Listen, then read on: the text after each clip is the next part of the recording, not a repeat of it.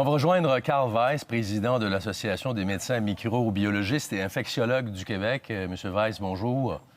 Bonjour. Alors, Monsieur Weiss, on a vu aujourd'hui le docteur Arruda porter un masque pour la première fois. La mairesse de Montréal, Valérie Plante, en porte un depuis déjà quelques jours. On va distribuer des masques gratuitement dans les autobus et les métros. J'aimerais vous entendre. Est-ce qu'effectivement, il est utile pour la population en général, les travailleurs qui vont tranquillement revenir là, au boulot, de porter le masque, que ce soit dans la rue ou dans les transports en commun? Qu'est-ce que vous en pensez? Bien, écoutez, c'est très personnel ce que j'en pense, mais moi, je pense que le masque est très efficace. Ça fait déjà des semaines que je l'ai dit. Pratico-pratique, vous regardez ce qui se passe dans tous les autres pays du monde. Les masques sont utilisés dans la plupart des pays occidentaux, en Asie, au Moyen-Orient, dans des pays d'Afrique du Nord depuis déjà pas mal de temps. Le masque tout seul en lui-même n'est pas une panacée, mais le masque ajouté à tous les autres moyens est définitivement un outil important dans la lutte contre le coronavirus. Donc, c'est très clair qu'il fallait déjà, je vous dirais, rapidement se mettre à ce qu'on appelle le masque universel. D'ailleurs, même dans certains hôpitaux, ça fait déjà un bout de temps qu'on a instauré le port du masque universel pour tous les employés, tous les patients. Et c'était totalement normal et évident dans le contexte actuel où on n'a pas de vaccin, on n'a pas de médicaments en prophylaxie pour prévenir l'infection, d'utiliser tout ce qui est à notre disposition, surtout dans une stratégie de déconfinement et surtout ce qu'on sait avec ce virus, entre autres, par rapport aux gens qui seraient porteurs de façon asymptomatique, que le masque devienne finalement un outil normal. Il faut comprendre que culturellement, en Amérique du Nord, en Europe de l'Ouest, les gens ne sont pas habitués à porter des masques. En Asie, c'est très fréquent depuis très longtemps. Donc, ça peut paraître un peu étrange. Les gens n'aiment pas ça. Peut-être qu'il y a certaines personnes que ça inquiète. Donc, il y a toutes sortes de questions légitimes qu'on peut se poser. Mais d'un autre côté, je vous dirais que dans l'état actuel des choses, surtout avec notre épidémie à Montréal, si on veut gagner la bataille, bien, il faut faire feu de tout bois. Bon, là, il y a un phénomène important et dangereux dans une certaine mesure. C'était peut-être un des effets pervers de ce confinement. C'est-à-dire qu'il y a des gens qui sont malades et qui hésitent à consulter, qui hésitent à se rendre dans des hôpitaux. Alors, selon vous, là, est-ce qu'on est en train de créer une crise à l'intérieur d'une crise? C'est-à-dire que ces gens-là, s'ils ne consultent pas, ils peuvent développer des pathologies ou des maladies sérieuses ou aggraver leur cas? Alors, tout à fait. On a plusieurs problèmes qui vont certainement nous créer des problèmes dans le futur. D'abord, vous savez qu'on est, en termes de nos activités hospitalières habituelles, que ce soit en chirurgie, que ce soit en oncologie, que ce soit dans certaines autres spécialités, même nous en maladies infectieuses qui sont pourtant au cœur de cette bataille-là, on a une diminution de notre activité usuelle dans les hôpitaux. Alors, il y a des gens qui ont des cancers actuellement qui ne sont pas diagnostiqués, qui ne sont pas traités. Vous savez, il y a à peu près 53 000 cancers nouveaux au Québec par année, donc ça fait peut-être à peu près 1000 par semaine. On ne diagnostique pas 1000 nouveaux cas de cancer par semaine au Québec actuellement. Donc, il y a des gens chez qui on a malheureusement... On en diagnostique combien? Est-ce que vous avez des chiffres?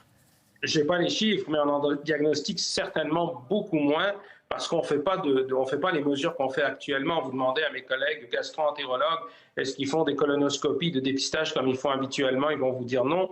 Est-ce qu'on fait le même programme du cancer du sein qu'on fait habituellement? Non, et ainsi de suite. De la même façon, il y a des gens qui ont des problèmes importants au niveau cardiaque, pulmonaire et neurologique, et donc qui ne consultent plus dans les urgences par peur, et ils ne devraient pas avoir peur. Je pense que le message qu'on devrait donner à la population, c'est que les hôpitaux, en tout cas la majorité d'entre eux, sont des gens qui sont des endroits qui sont sécuritaires, et si vous avez des problèmes de santé importants ou majeurs, s'il vous plaît, n'hésitez pas à consulter. C'est important que vous ne laissiez pas un infarctus, que vous ne laissiez pas un accident vasculaire cérébral s'installer en ayant peur d'aller à l'hôpital. Parce qu'on sait que dans ce genre de choses-là, le temps, c'est l'essence de tout. Ouais. Et que plus vous consultez rapidement, plus le pronostic va être meilleur. Et Dr. Weiss, le temps, en ce qui nous concerne, s'écoule rapidement aussi. On aimerait vous entendre sur quelques questions de nos téléspectateurs.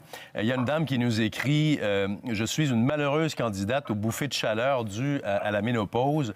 Serait-il possible que ma prise de température soit faussée à cause de cette condition si éventuellement on devait prendre la température de cette dame? » Alors, la réponse, c'est non, parce que les bouffées de chaleur, c'est pas de la température. La vraie température, c'est 38 degrés Celsius ou 100,4 Fahrenheit et au-dessus. Donc, les bouffées de chaleur, c'est pas de la fièvre en tant que telle.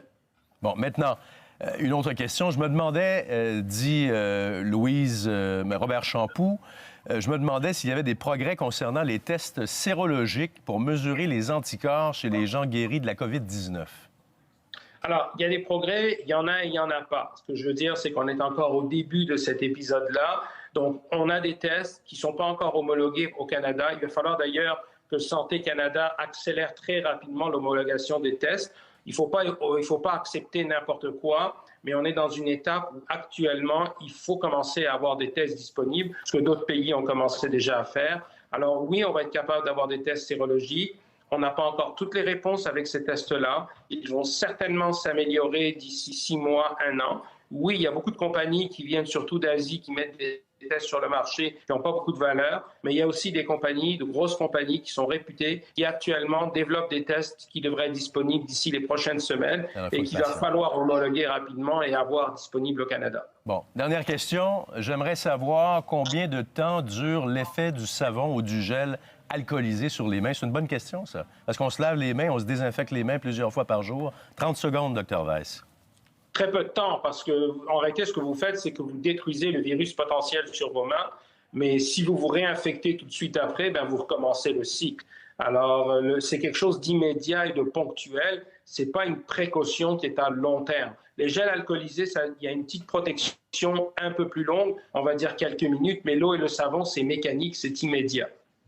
Bien, Dr. Weiss, merci beaucoup encore une fois d'avoir répondu aux questions de nos téléspectateurs. On vous retrouve la semaine prochaine. Merci. Bonne soirée et bonne fin de semaine. À vous également.